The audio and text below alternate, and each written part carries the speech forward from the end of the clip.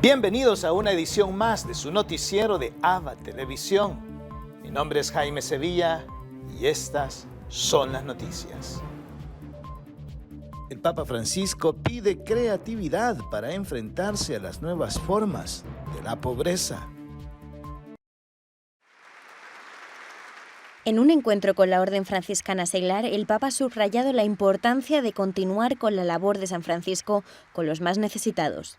Aprire il cuore a Cristo, vivendo in mezzo alla gente comune, nello stile di San Francesco. Come San Francesco fu specchio di Cristo, così voi possiate diventare specchi di Cristo. Eso sí, les pide creatividad para enfrentarse a las nuevas formas de pobreza que no tienen por qué ser solo económica. Incoraggio anche voi a uscire verso le periferie esistenziali di oggi e lì a far risuonare la parola del Vangelo. Non dimenticate dei poveri, che sono la carne di Cristo. La Orden Franciscana Seglar está formada por laicos que se han comprometido a vivir el Evangelio con San Francisco como modelo. El presidente del Movimiento de Comunión y Liberación renuncia para que pueda nombrarse un nuevo líder.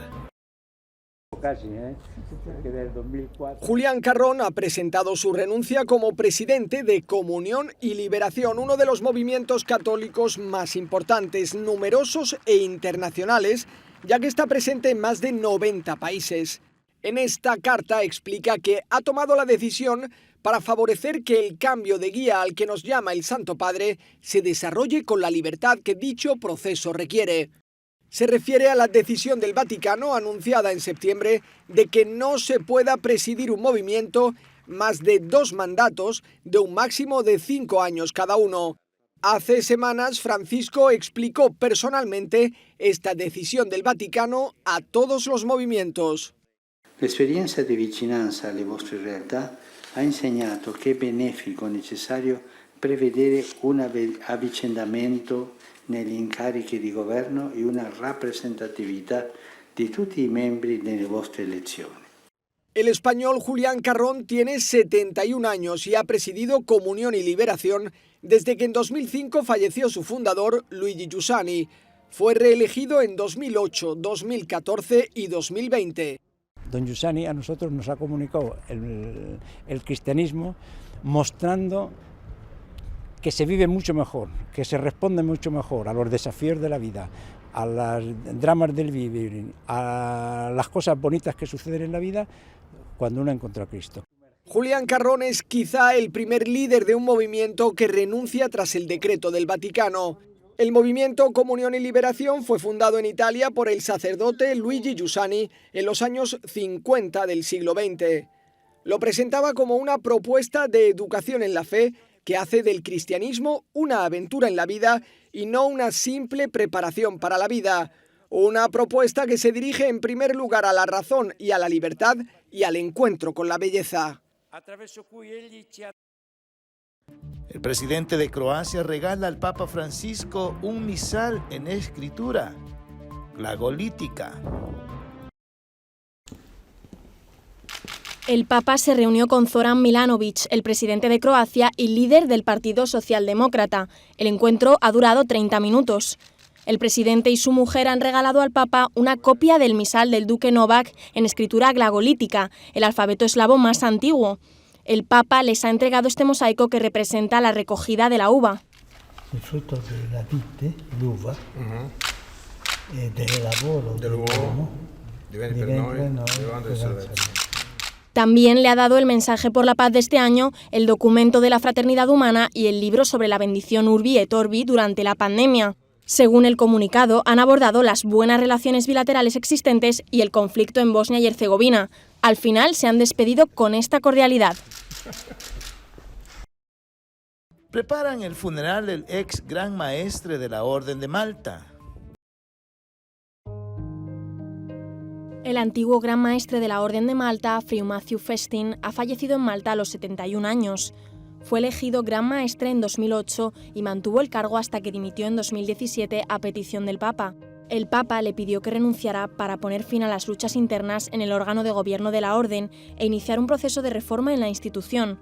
Matthew Festin nació en el norte de Inglaterra en 1949, sirvió en el ejército británico y trabajó como consultor de arte.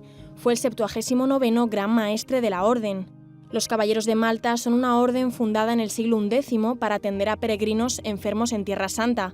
Hoy en día presta ayuda humanitaria a personas vulnerables en 120 países de todo el mundo. Es una entidad soberana que mantiene relaciones diplomáticas con más de 100 países e incluso expide sus propios pasaportes. La Congregación Religiosa de los Salesianos organiza un festival mundial de cine.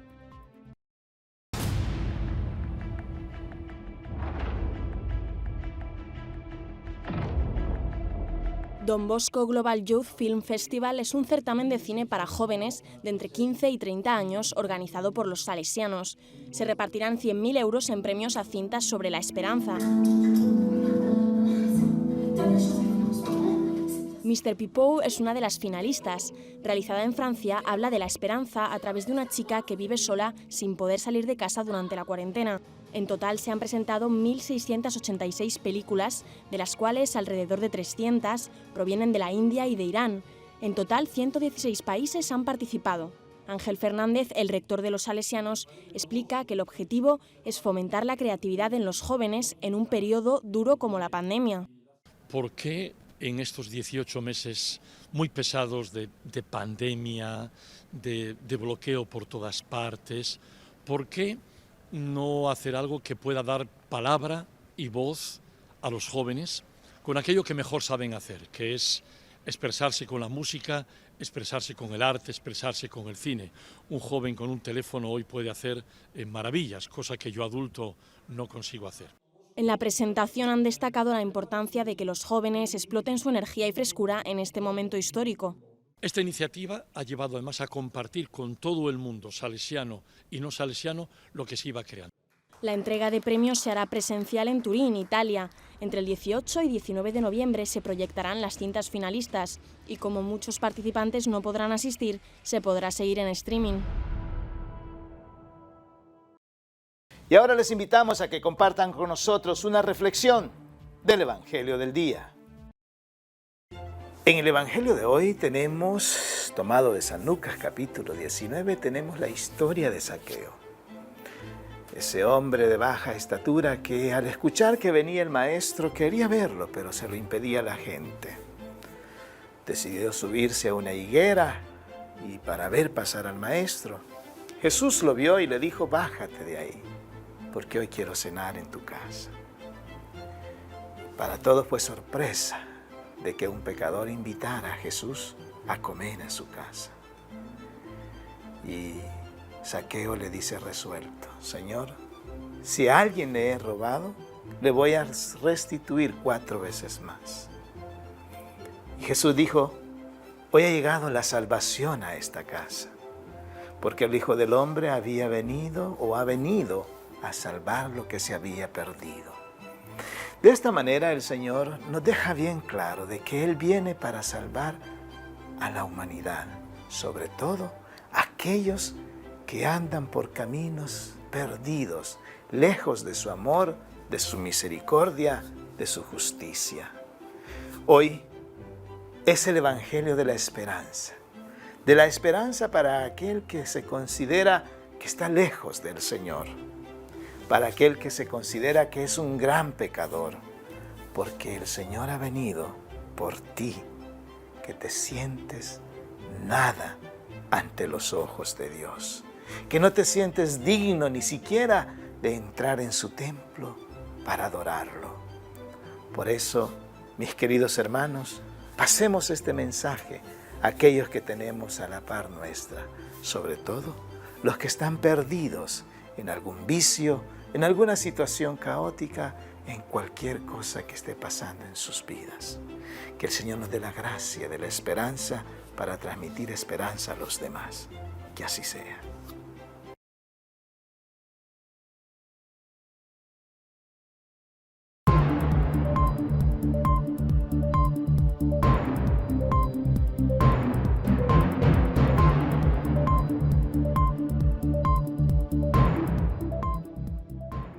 el presidente Biden promulga su plan de infraestructura. El presidente Joe Biden celebró la promulgación de su plan de infraestructura como el primer gran logro legislativo de su agenda. El ambicioso plan de 1.2 billones de dólares incluye inversiones en reparación de carreteras y puentes, así como la modernización de puertos y aeropuertos y el establecimiento de redes amplias de energía, agua e internet. Debido a esta ley, el próximo año será el primer año en 20 años que la inversión en infraestructura estadounidense crecerá más rápido que la de China. Volveremos a tener las mejores carreteras, puentes, puertos y aeropuertos durante la próxima década. El paquete presupuestario recibe un amplio apoyo de los estadounidenses, pero no así la gestión de Biden, de acuerdo a una reciente encuesta de la cadena ABC y el diario The Washington Post. Según el sondeo, 53% de los estadounidenses desaprueba el desempeño en el poder del demócrata y 55% considera negativo su manejo de la economía. Biden, por su parte, apuesta por un alza de empleos a través de los proyectos previstos, así como soluciones en el corto y largo plazo sobre el actual índice inflacionario. Tras la promulgación de este proyecto, la batalla política en el Congreso ahora se centra en otro billonario presupuesto en el área social, que desata oposición entre republicanos y legisladores del propio partido de gobierno. Jorge Agobián, Voz de América, Washington. Estados Unidos y Reino Unido sancionan a funcionarios nicaragüenses. La Casa Blanca estimó el lunes que la escasa participación de los cubanos en las protestas previstas y organizadas por grupos opositores para el 15 de noviembre se debió a lo que calificó como intimidación de parte del gobierno de la isla. El asesor de Seguridad Nacional de la Casa Blanca, Jack Sullivan, resaltó en un comunicado el valor de aquellos cubanos que, a pesar de todo, optaron por salir a las calles, lo cual contrastó con las acciones del régimen cubano. Sullivan afirmó que el gobierno cubano falló en el respeto de los derechos civiles y políticos enumerados en la Declaración de Derechos Humanos. En otras informaciones, Estados Unidos y el Reino Unido anunciaron por separado este lunes sanciones contra funcionarios y allegados a la administración de Daniel Ortega en Nicaragua. Esto ocurre 8 días después de unas elecciones generales consideradas por la oposición y la comunidad internacional como una farsa. El Departamento del Tesoro de Estados Unidos sancionó al Ministerio Público de Nicaragua, acusado de ser uno de los instrumentos más importantes en manos del mandatario de Daniel Ortega para criminalizar a sus críticos. Por último, Steve Bannon se había entregado al FBI tras haber sido imputado de 2 cargos de desacato al Congreso por no haber respondido a unas peticiones para testificar y por no entregar unos documentos al Comité Legislativo que investiga el asalto al Capitolio ocurrido el pasado 6 de enero. Pero poco después, una jueza federal ordenó la liberación de Bannon, de 67 años y aliado del expresidente estadounidense Donald Trump. No obstante, el FBI le retiró el pasaporte para evitar que se fugue del país. Desde Washington, Sofía Pisani, Voz de América. Estos son los perfiles de los candidatos presidenciales en las próximas elecciones de Honduras. A 12 días de celebrarse elecciones generales en Honduras, aspirantes de 16 partidos buscan llegar a la presidencia. Los 3 candidatos que se perfilan con mayores posibilidades del triunfo son Narres Fura, por el Partido Nacional, Xiomara Castro, en una alianza opositora con Salvador Narrala, y Yanni Rosenthal por el Partido Liberal como tercera fuerza. El candidato oficialista Narres Fura, de 63 años, anteriormente se desempeñó como regidor y hoy en día es alcalde de la capital, Tegucigalpa. Desde la oposición está Xiomara Castro, esposa del expresidente Manuel Zelaya, en una alianza con el ex candidato presidencial Salvador Narrala, quien atribuye su derrota a un fraude en los comicios de 2017, cuando el mandatario Juan Orlando Hernández obtuvo la reelección. El analista Omar García piensa que esta elección marcará un cambio en Honduras. Todo se va a definir en funciones de 2 personas. La propuesta de lo que sería la candidata doña Xiomara y el candidato Narres Fura. Claro que tiene un impacto para algunos que no les gusta, pero mayoritariamente, según lo que hemos visto en investigaciones, más bien ha mejorado. Y eso ha puesto en precario al Partido Nacional. Otro de los aspirantes que figura en las encuestas políticas como tercera fuerza es el abogado Yanni Rosenthal por el Partido Liberal, quien regresó al país luego de cumplir una condena de 3 años en Estados Unidos por lavado de activos. Que es electa por una minoría, lo cual significa que el próximo gobierno tendrá que ser un gobierno de integración nacional. Cerca de 33.000 candidatos optarán el 28 de noviembre a más de 3.000 puestos dentro de la estructura gubernamental. Oscar Ortiz, Voz de América, Honduras. Ahora nos vamos a Sudamérica, donde nos reciben nuestros hermanos de JN19 Televisión, quienes nos han preparado un reportaje especial sobre lo que acontece en el Perú. ¿Cómo están, amigos? Mi nombre es Kevin Cáceres, reportando desde el Perú para la cadena hermana ABA Televisión y JN19. Comenzamos este informativo comentándoles que las autoridades peruanas han determinado que las personas mayores de 18 años tendrán que presentar su carnet de vacunación para acudir a establecimientos cerrados. De acuerdo al Decreto Supremo número 168/2021, publicado en el Diario Oficial El Peruano, el gobierno ha dispuesto que desde el 15 de diciembre los mayores de 18 años que deseen acudir a espacios cerrados se verán obligados a mostrar sus carnets de vacunación que cuenten con las dosis completas contra el coronavirus. Las autoridades han determinado que esta nueva medida se ejecutará en los 4 niveles de alerta que son altos, muy altos y extremos. Hernando Ceballos, ministro de Salud, ha manifestado que el objetivo de las nuevas medidas es incentivar a la población a acudir a los vacunatorios para que se inmunicen contra la COVID-19 y así contar con las dosis completas. De la misma forma, el uso de la doble mascarilla, en el caso que se use quirúrgicas, o el uso de una sola mascarilla, en el caso que se use la KN95, continúa en vigencia en todos los establecimientos públicos o en la vía pública. Los asistentes a los restaurantes o espacios similares solo podrán quitarse los cubrebocas al momento de ingerir los alimentos.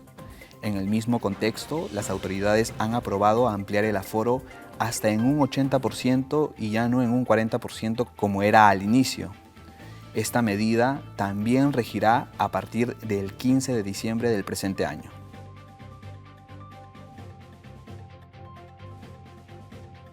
Continuando con la información, la Municipalidad Metropolitana de Lima ha abierto las inscripciones para el segundo concurso juvenil de danzas folclóricas. Esto en el contexto del bicentenario y el aniversario 487 de la Municipalidad de Lima. El municipio capitalino anunció que hasta el 25 de noviembre tienen en plazo las agrupaciones culturales para conseguir inscribirse en el segundo concurso juvenil de danzas folclóricas. Las categorías en este concurso han sido denominadas como folclor tradicional, donde consideran danzas autóctonas con trajes típicos y nativos de la costa, sierra o selva, o también la categoría denominada como folclor de proyección, también llamadas danzas mestizas o danzas con trajes de luces de la costa, sierra o selva. Los equipos que se inscriban podrán solo contar con 20 personas.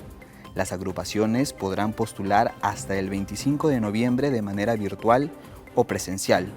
La agrupación que obtenga el primer lugar será acreedora de 5.000 soles, un estandarte y un trofeo, y el grupo que consiga el segundo puesto será ganador de 3.500 soles, además de un trofeo representativo.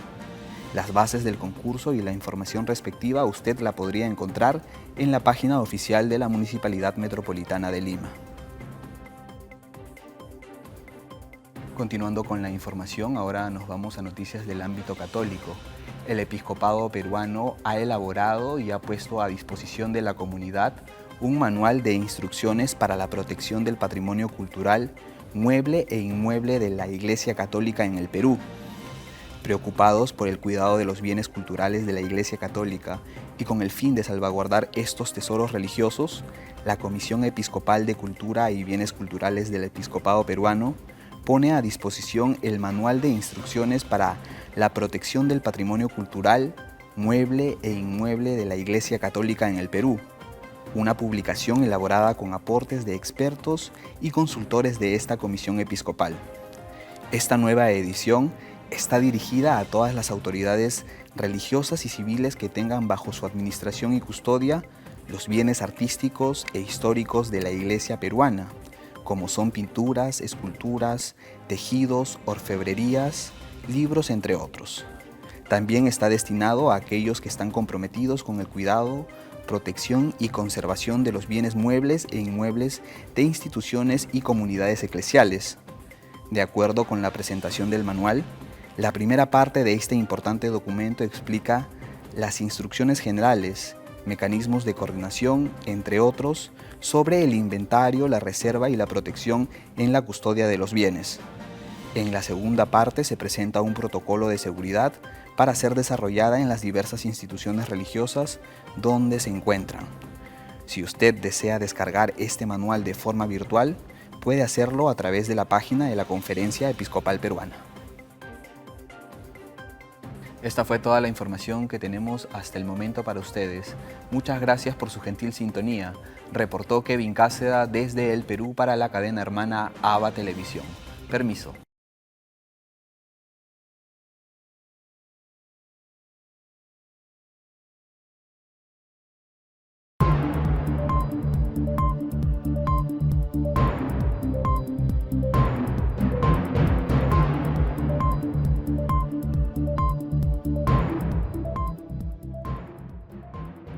Inicia la BitConf en El Salvador. Más detalles en la siguiente nota. El Salvador sigue apostando por la libertad económica, sigue apostando por un nuevo modelo financiero, de inclusión financiera. A 2 meses de aprobarse la ley Bitcoin, en El Salvador se desarrolla la BitConf y la Bitcoin Week. De acuerdo a la embajadora de El Salvador en Washington, Milena Mayorga, estas conferencias buscan promover la relación entre expertos, empresarios y analistas que forman parte del mundo de las criptomonedas, en especial del Bitcoin. Son alrededor de 2.000 personas que nos visitan. Además de ello, también vamos a tener 100 conferencistas. Lo más importante es que nos visitan los CEOs, los presidentes de esas grandes compañías de criptomonedas. Consideran que esta es una forma de enseñar a las personas los beneficios que se obtienen utilizando este mercado. Pero básicamente tienen la posibilidad de, como decía, entender Bitcoin más allá del archivo, la ley, ¿sí? La mirada política que tiene y todo esto, ¿no? Así que el foco está en sembrar en El Salvador, al menos de la conferencia de la Bitcoin, ¿no? Detallaron que parte de las ponencias serán de manera gratuita para la población. La BitConf se desarrollará hasta el 20 de noviembre. Para Teleprensa Canal 33, Jonathan Vázquez. El Salvador no será invitado a la Cumbre Mundial por la Democracia. La Cumbre de Líderes por la Democracia se realizará de manera virtual entre el 9 y 10 de diciembre. Han sido invitados 100 países del mundo, a la que El Salvador junto a Nicaragua y Venezuela no han sido invitados, de acuerdo al periodista del Miami Herald. Diputados de oposición consideran que es una consecuencia de las destituciones de magistrados de la Sala de lo Constitucional. También esto es producto de las relaciones que han sido laceradas o dañadas en los últimos meses, que es producto y es clave el tema de las acciones que dentro de la Asamblea Legislativa, que desde el país se han venido tratando, mejor dicho, en este caso. En la cumbre se abordarán 3 ejes principales: la defensa frente al autoritarismo, el combate a la corrupción y la promoción del respeto de los derechos humanos. Para Arena es consecuencia de las tensiones entre El Salvador y Estados Unidos, además de considerar preocupante que se compare al país con Nicaragua. Es preocupante que nos incluyan en un listado donde estamos siendo comparados con regímenes como el caso de Venezuela, de Cuba, por el rompimiento del Estado de Derecho, por la democracia en cada uno. La última vez que no invitaron a El Salvador a un foro mundial de democracia fue en los años 80. Hemos retrocedido a esa fecha. Por su parte, el diputado de Ghana, Romeo Auerbach, le restó importancia de que El Salvador no forme parte de la Cumbre por la Democracia. No creo que esto es lo que nos termine dando al final más ingresos o más oportunidades al país, porque no nos hayan tomado en cuenta para algo que no sé si de ahí va a salir algo importante. Las tensiones entre El Salvador y Estados Unidos iniciaron el 1 de mayo, han aumentado con la inclusión de exfuncionarios y funcionarios en la lista de actores corruptos y antidemocráticos. Además, el retiro de ayuda directa al gobierno por la Agencia para el Desarrollo Internacional. Para Teleprensa Canal 33, Doris Chicas. Hoy, 16 de noviembre, el Santoral de la Iglesia nos presenta el Día de Santa Margarita de Escorcia. Conozcamos más de esta fascinante historia. Preocupado porque no tenía descendencia, San Eduardo el Confesor, rey de Inglaterra, envió por su sobrino, también llamado Eduardo, el último heredero legítimo de la corona, que se encontraba exiliado en Hungría, pero este murió recién desembarcado. Entonces el piadoso monarca acogió a su esposa Ágata y a sus vástagos Margarita y Edgar como si fueran sus propios retoños, y por eso ambos crecieron tratados y educados con estatus de príncipes. Pero cuando falleció el piadoso monarca en 1066, Guillermo el Normando atacó a Inglaterra y se quedó con el trono, lo que precipitó la huida de la viuda y sus hijos, quienes abordaron un barco al amparo de la noche con la idea de volver a Hungría, pero la furia de las aguas zarandeó el buque varios días, durante los cuales madre e hija no cesaron de orar fervorosamente, y de pronto, aunque escorado, milagrosamente el buque encalló en las playas de Escocia y unos pescadores lo recogieron y llevaron a la presencia del rey Malcolm, que lo recibió con los brazos abiertos, y al instante quedó flechado por la recatada y bella Margarita, que apenas contaba 20 años, con la que contrajo matrimonio a los pocos meses. Con este hecho, Escocia ganó por partida doble, pues Margarita pasó a la historia como la primera santa de ese país y su mejor reina. Margarita Athelin, nacida en Hungría en 1045, era nieta del rey San Esteban de Hungría y creció allí porque su padre Eduardo tuvo que exiliarse desde muy joven por intrigas palaciegas en Londres y se casó con Ágata, hija de San Esteban. Esa coyuntura le permitió a Margarita formarse en un ambiente de profunda raigambre cristiana, y su natural disposición a la piedad y la caridad se desplegó rotundamente en Escocia, en donde, una vez en el trono, se dedicó a cuidar, alimentar y proveer a los más pobres. Diariamente recibía en su mesa un crecido número de comensales hambrientos, a los que primero lavaba los pies y les servía personalmente, ayudada por su esposo, el rey Malcolm, al que, siendo un hombre analfabeto, rudo y duro, ella atrajo hacia la luz de Cristo y lo convirtió en el monarca más generoso, justo y misericordioso de Europa.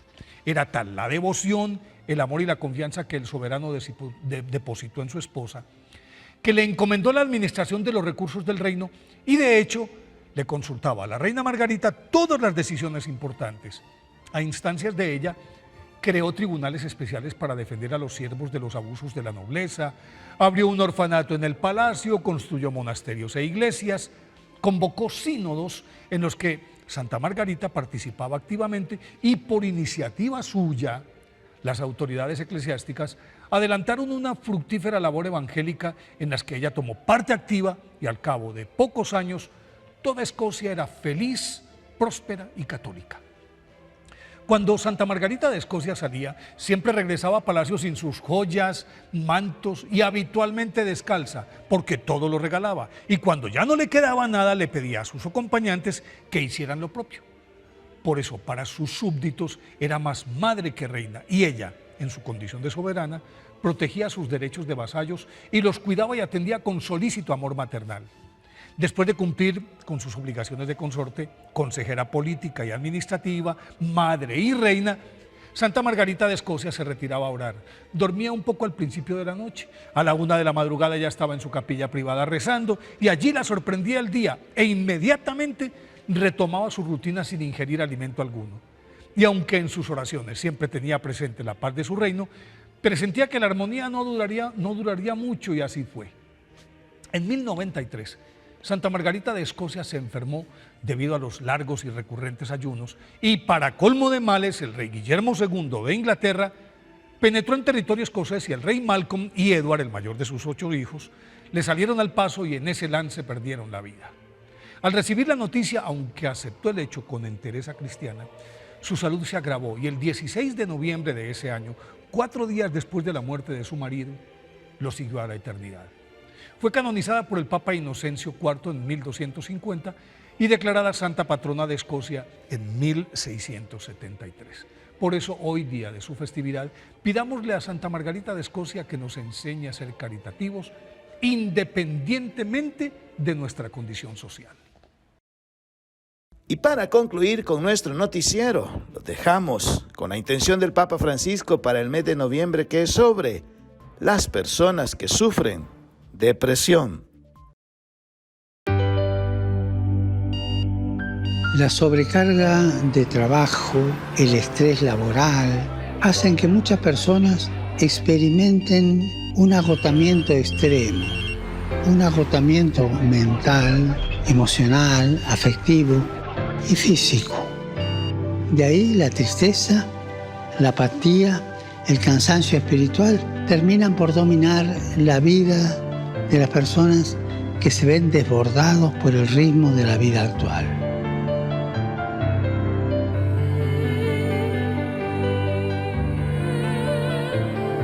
Procuremos estar cerca de los que están agotados, de los que están desesperados, sin esperanza. Muchas veces escuchando simplemente en silencio, porque no podemos ir a decirle a una persona, no, la vida no es así, escúchame, yo te doy la receta. No hay receta.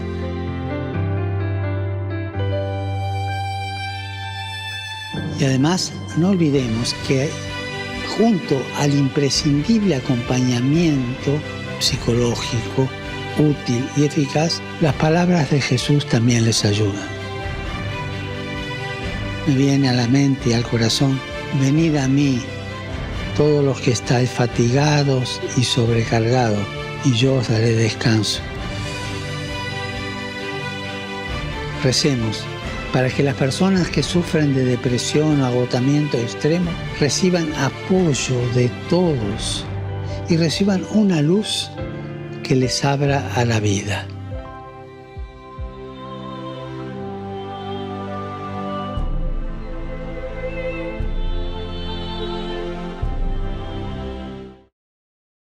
Y así llegamos al final de una edición más de su noticiero de AVA Televisión. Gracias por estar con nosotros. Sintonícenos las 24 horas del día en el www.avatvn.com, en nuestras plataformas digitales de Roku TV y Amazon Fire, en nuestras cadenas hermanas y, como siempre, en nuestras redes sociales. Ahí nos vemos. Que Dios los bendiga.